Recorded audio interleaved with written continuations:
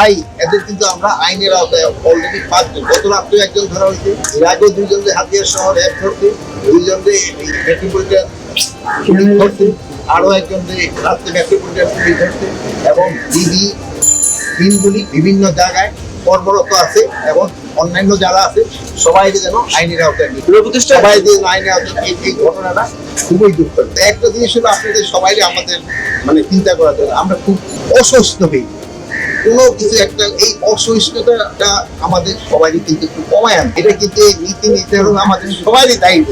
আমরা আমাদের ছেলে মেয়েদের, আপনারা আপনাদের ছেলে মেয়েদের, ক্লাসের যত কলেজের শিক্ষকরা, শিক্ষকরা আছে, সবাই এটা একটা দায়িত্ব।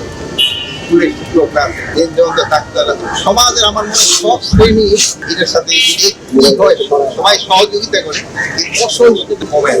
আইনটা যেন নিজের হাতে তুলে না নেয়, এই জন্য আমি তো কিছুক্ষণ আগেই বললাম, আমরা সবাই আপনাদের অনুরোধ করতেছি আইন যেন কেউ নিজের হাতে তুলে না নেয়।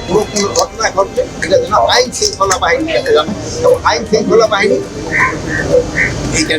গতকালকে আপনারা একটা ঘটনা জানেন যে কাঠমান্ডু বিমানটা ফেরত আসছে, ওই যে মহিলা টেলিফোন করছে ওই মহিলারা কিন্তু আইনের আওতায় অলরেডি নিয়ে আসা, অলরেডি কিন্তু আইনে, এবং তারে যে পরামর্শ দিচ্ছে তারও কিন্তু আইনের আওতায় নিয়ে আসা, এবং তার সাথে যে সহযোগিতা করছে তারও আইনের আওতায় নিয়ে আসা।